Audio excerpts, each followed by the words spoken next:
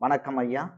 பேராற்றலும் பேரறிவும் கொண்ட இந்த பிரபஞ்சத்தை வணங்கி உங்களையும் வணங்கி வாழ்த்தி மகிழ்கின்ற அடியேன் ஜோதிடர் வெற்றிபாலன். வணக்கம். வணக்கம். ஐயா, நீங்க நம்ம யோகா கிளாஸும் நடத்துறதா கேள்விப்பட்டோம். யோகா எவ்வளவு பயனுள்ளதா இருக்கும்? இன்றைய காலகட்ட மக்களுக்கு வேகமா பயணிக்கிறாங்க. அவங்களுக்கு யோகா மூலியமா என்னென்ன பலன் அடைவாங்க?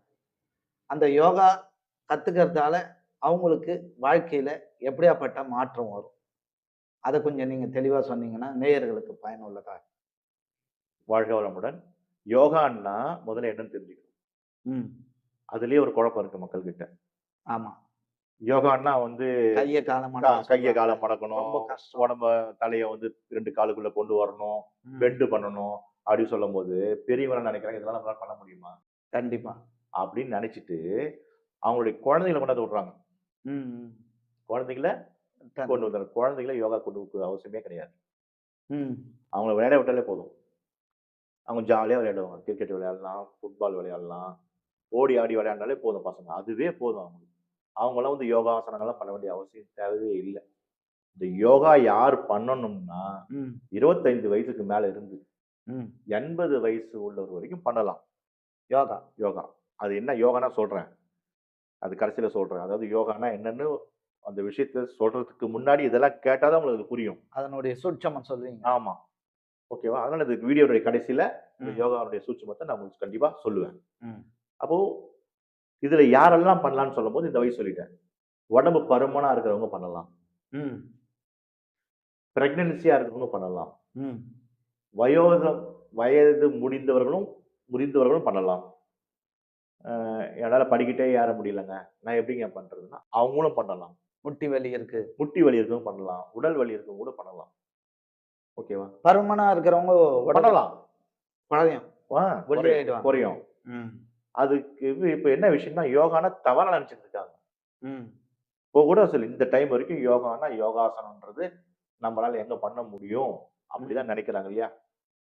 ஓகேவா? ஆமா. ம். அது நம்மளாலயும் பண்ண முடியும்னா பண்ணுவாங்கல்ல. கண்டிப்பா.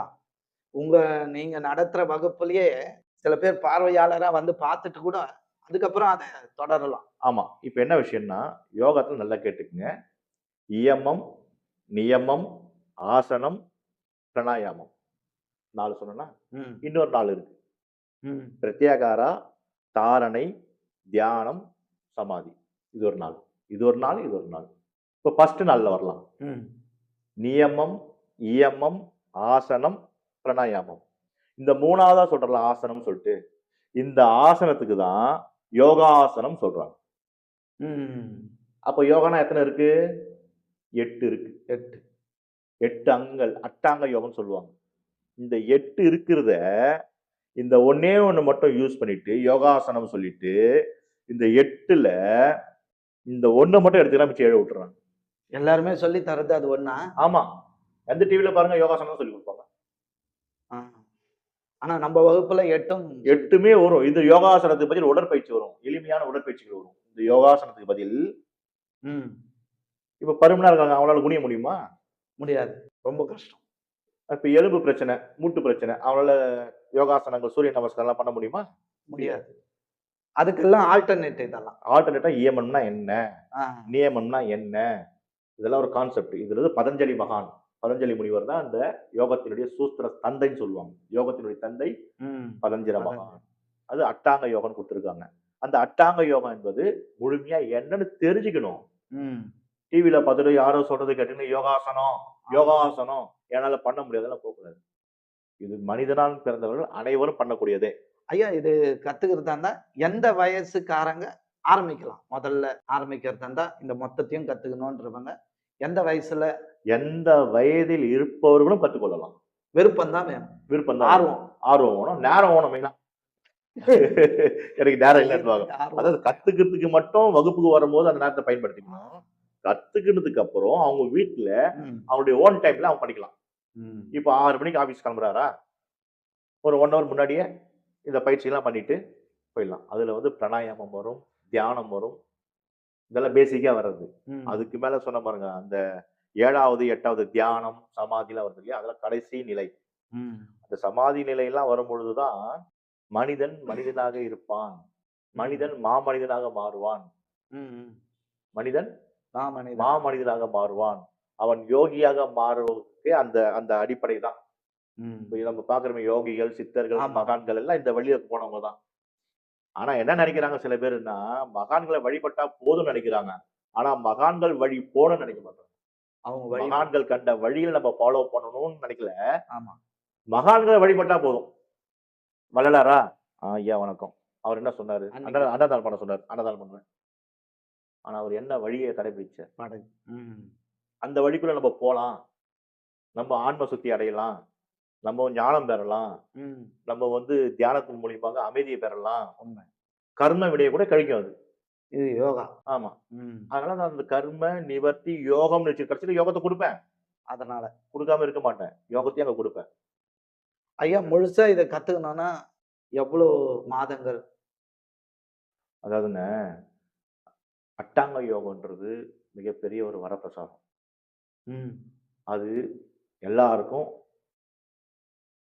அமைஞ்சிருமான்னா, நான் ஏற்கனவே சொன்ன மாதிரி தான். கர்மா விடாது. செய்யக்கூடாது. அதான் நீங்க கர்மா சொன்னீங்க. செய்யக்கூடாது. வரக்கூடாது. நம்ம அப்ப சொல்லுவோம். கர்மா முதல்ல நிவர்த்தி பண்ணணும். ம். பண்ணதுக்கு அப்புறம் எல்லாத்தையும் ரைட் குடுத்துரும். டிக் டிக் டிக் போயிட்டே இருக்கலாம்.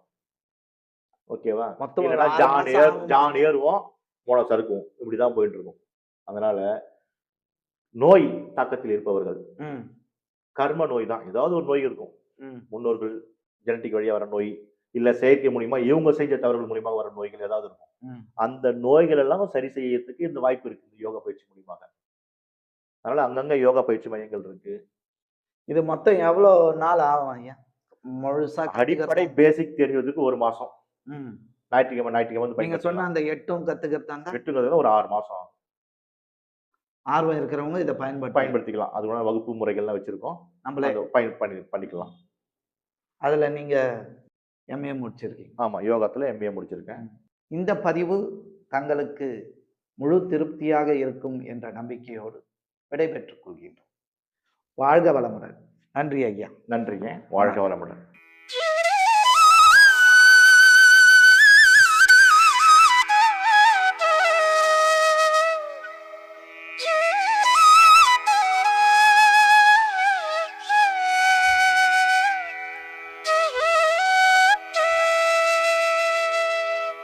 எங்களுடைய பதிவு உங்களுக்கு பிடித்திருந்தால் லைக் பண்ணுங்க, ஷேர் பண்ணுங்க. மீண்டும் தொடர்ந்து இது போல பல பதிவுகளை பார்ப்பதற்கு எங்கள் சேனலை சப்ஸ்கிரைப் செய்து பெல் ஐகானை கிளிக் செய்து கொள்ளவும். நன்றி, வணக்கம்.